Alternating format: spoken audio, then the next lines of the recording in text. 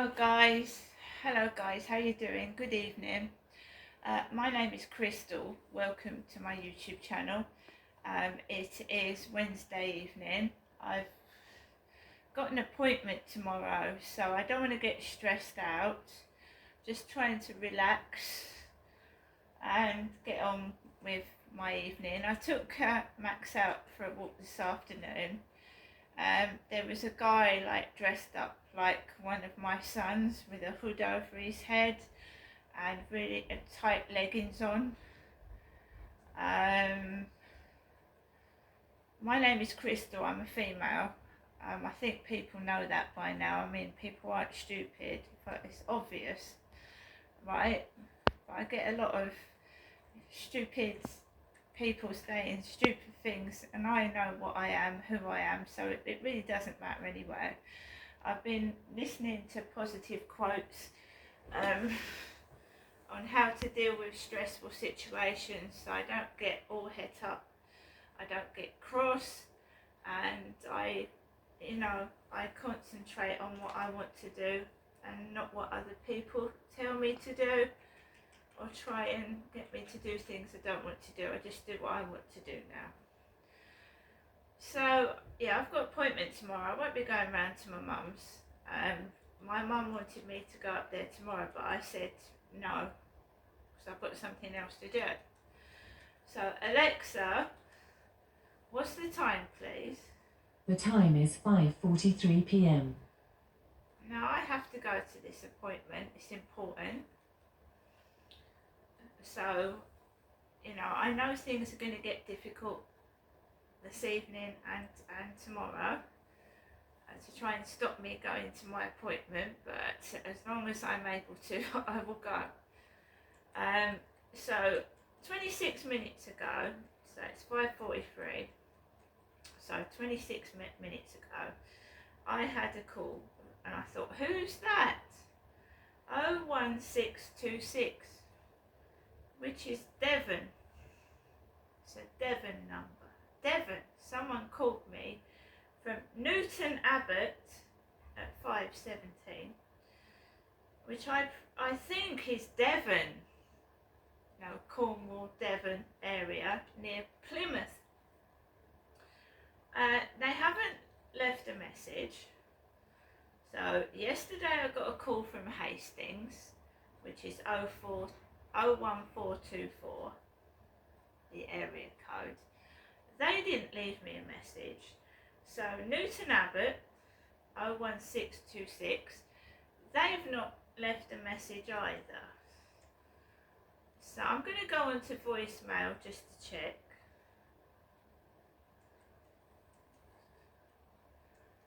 Welcome to your EE voicemail. You have one new message. First new message. Received yesterday at 3:25 p.m. Regards message deleted. No, I've just got messages from my mother. So 2 calls, one yesterday from Hastings, another one from Newton Abbot, which apparently is near Plymouth. So Alexa, where is Newton Abbot in Cornwall? From foxdavidson.co.uk. Newton Abbot is a market town in the Teignbridge district of Devon. So it's in the Teignbridge district of Devon, you say, Cornwall. I personally have not been to Cornwall recently. I remember going to Cornwall to Ilfracombe with my parents when we went on holiday when I was a child. So Alexa, where is Ilfracombe? Ilfracombe is a town in the southwestern part of England. It is located 67.9 miles west of Bristol, England.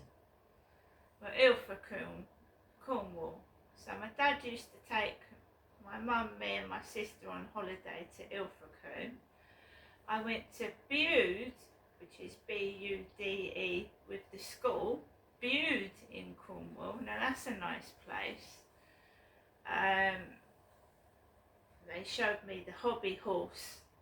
The hobby horse was dancing and they said that if you went under the hobby horse, you'd get pregnant, a woman, a female. If she went underneath the hobby horse, it would make the woman pregnant. Now, I went to Bude with my class at school when I was about 10 or 11, and we went on a trip for about a week to Bude in Cornwall with the school, my primary school. So I don't know who's ringing me from Newton Abbot in Cornwall, but why don't people leave messages? Why don't they just leave a message? Because I don't know who this is. If it's a company or a marketing message, don't they just leave a message? Anyway, so I'm here in my flat. Like I said, I've got an appointment tomorrow, I'm just relaxing.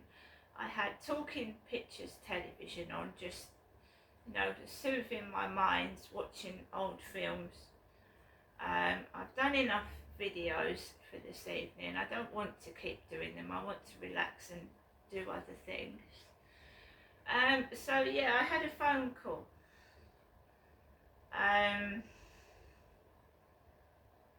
But my mum has not rung since this morning,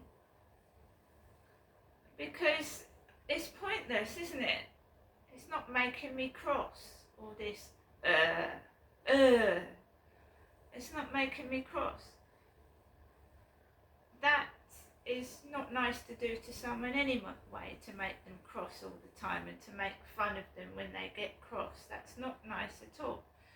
So I've learned not to get cross. Whenever I feel like I'm going to erupt and explode, especially in public, I just listen to what I've heard. Which, you know, you just let people do what they've got to do. If they want to create trouble, if they want to annoy and upset, let them do it. And at the end of the day, they're going to look fools. They're going to look stupid, not myself, because I'm just going to walk normally, be normal, and just obviously let it be. Because getting cross is stressful. Stress can kill somebody, and I don't want that to happen, right? So I'm going to an appointment tomorrow. My mum needs to understand that I'm an adult, right? If she's hiding something, the best thing she can do is tell me the truth. When I go through the names of my doctors, the names of my teachers at school, it all makes sense to me now. What's going on, right? Now, someone, somewhere, needs to tell me the whole truth, because otherwise, you know, it's going to carry on like this until you do tell the truth.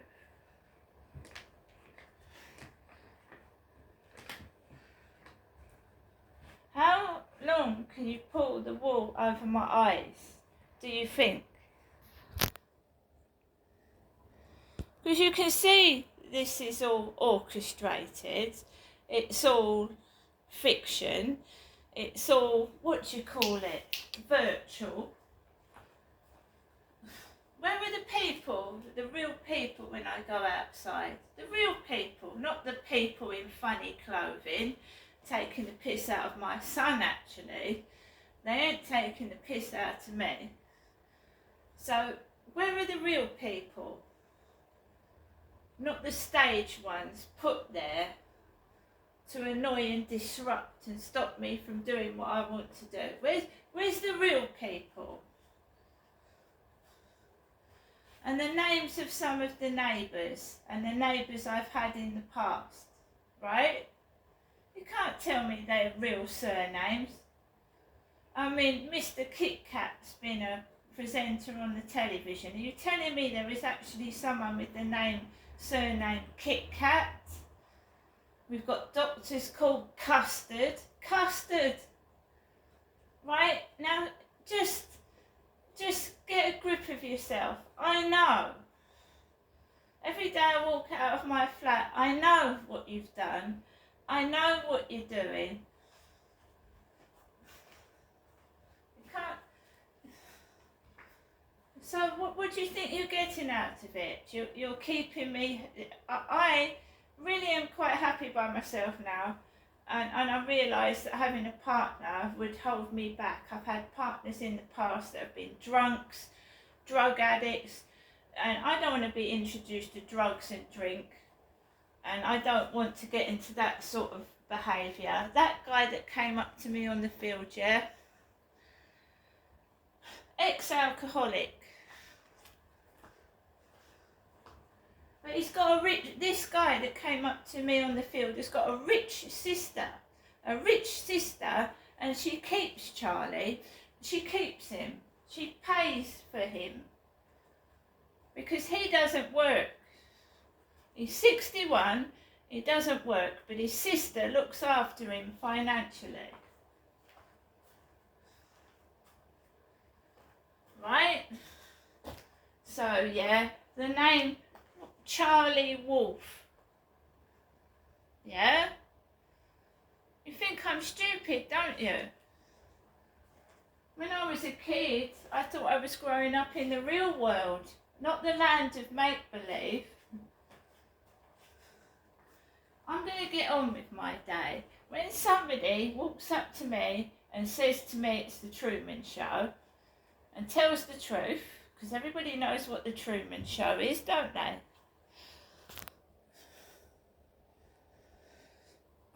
Right, I'm sorry, but I don't believe, right, that when I went to the doctors in Chatham, yeah, Dr. Tree, yeah, Dr. Tree, Dr. Poo Poo.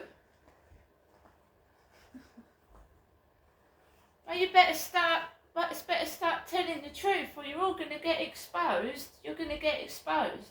It's not paranoia. It's not paranoia, guys. It's not paranoia. They're hiding the truth. Dr. Tree. Just spill the beans and then, let it all out and you'll feel much better for it. Otherwise, it's going to get very, very tricky. Very tricky. Not for me. Alexa, LBC Radio. LBC London from Global Player. That job of leading the country, they all, particularly those who have sat round the cabinet table, all of them have thought, I wonder if I could get in that chair and maybe have the levers of power to pull. All of them have thought about it. So there wouldn't be a shortage of people to do it. I don't know who it is in the Tory party who would be able to do the thing that Simon Clarke says is possible, to turn public opinion back round from Labour towards the Conservative Party. I don't see that anybody would have the time to be able to make sufficient change to go, here you go, I've got the country under control, unless they did what Liz Truss attempted to do, is just have loads of tax cuts. How are you going to pay for it? I don't know. Have loads, and we saw how that worked out. Nick, thank you. 03456060973. You might not be surprised to hear that, given the letter that Simon Clarke wrote to the Telegraph today, we had asked if he would come on the programme, as he had done during the Rwanda Bill Stramash. We were told that he was not available for media interviews. But Sir Simon Clarke has been speaking to the BBC political editor Chris Mason, and who asked him if he had someone in mind to replace Rishi Sunak. Take a listen. Well, I have views. I think if you speak to most Conservative MPs, they will have views about people who could do this job. But I am really, really clear that I don't want to damage anybody by bringing them into this conversation. And this is a separate conversation, if you like, a necessary conversation before we can even have that other one about what it is that needs to change and why. And I say this, with real reluctance, because, as you say, we have obviously had a lot of turmoil in this Parliament, and I worked alongside Rishi Sunak in the Treasury for his last year as Chancellor. I know that he is clever and decent and hardworking. All of those things are not in doubt. What is in doubt is his ability to connect with the British public. We are months from an election that can't be allowed to go unchallenged. Sir Simon Clarke speaking to the BBC in the last half an hour or so. I find that sequencing very strange. We need somebody who can connect with the British public to turn round the current poll position and give us a fighting chance at the next election. But we can't talk about who that would be until we've got rid of the person who currently can't connect with the British public, and we then install the person who can, whose name isn't on the tip of my tongue currently, because that will be up to people to decide. So in the end, they might not actually get the person who apparently... It's just all over the place, isn't it? So what's really going on? I don't believe Simon Clarke doesn't know the numbers. The numbers are not in his favour in trying to get rid of the Prime Minister. It take 175 Tories to vote him down. Not going to happen. So what's going on? I think what's going on is he is setting up the political framework in which the Conservatives in opposition he thinks need to operate, that being much more populist in the sense of we can just do change very, very quickly, here's how, let's go. Tax cuts without really saying how to pay for it. It's that stuff. It's ditching the government bit. Government can't be done in campaigns, as has been said many, many times. You can't govern as you campaign. The Tories in opposition can just campaign. They're not in government anymore. And that, I think, is what Simon Clarke is trying to set up. Rishi Sunak's type of governing lost us the election. We need to do a different type of governing from opposition, which isn't governing. Let's do sort of Liz Trussy, bit of Boris Johnson-y. Steve's in Basingstoke. Steve. Yeah, hi. How are you, Tom? All right? Yeah, good. What's going on? Good. Well, to be quite honest with you, Tom, I think that if the Tory party think at this stage of an electoral cycle replacing a leader because they're massively behind the polls, I think it's pure madness. I think the British people will rebel against it even more than Sunak taking us into the next election. I really think that it's time for an election and the people must decide. It can't be the Tory party members. Genuinely, Stephen, if they went for it now and they did decide to ditch Sunak, I honestly think, and I would be one of those who thought, oh, do you know what, fine, have your moment, create the chaos, doesn't matter, you're all going. You know what, fine, change Prime Minister if you so wish, have your stupid hustings and your ridiculous voting for people who are predominantly over the age of 60 in your Conservative associations. Go on then, just do it. We've seen it all before. You're going to lose. Yeah, I agree with that. But unfortunately, in the meantime, the country is in turmoil. The NHS is failing. The rivers are full of whatever they're full of. Industrial action everywhere. Mm-hmm. The roads are in an appalling state. The country's falling apart. We need leadership. When we won't get it, we will not get it from a Tory party that's ripping itself to bits from inside. With 5 different families, as they call themselves now. 3 of them call them right wing, and the other one somewhere in the middle. We need a change of government. I don't care who it is, but it can't be the Tories this time, I'm afraid. They've got to go away and find themselves a way of being Tory again. One nation Tories. I agree, Stephen. I agree with you. One nation conservatism. Yes, I would agree. They've got to go away and work out where it all went wrong, and find a way of not repeating those mistakes if they ever want to get back in. Stephen, thank you very much indeed. Thank you for all your calls today. Back with you tomorrow at 4 for more madness. If you enjoyed any of today's show, you can listen to it again. Why wouldn't you?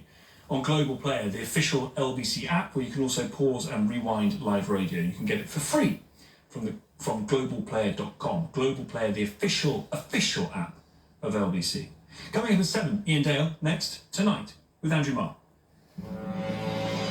Thanks, Tom, as the head of the public spending. Right guys, so I'm just going to get on with the rest of my evening and just carry on in this chaotic world that we live in. See you later.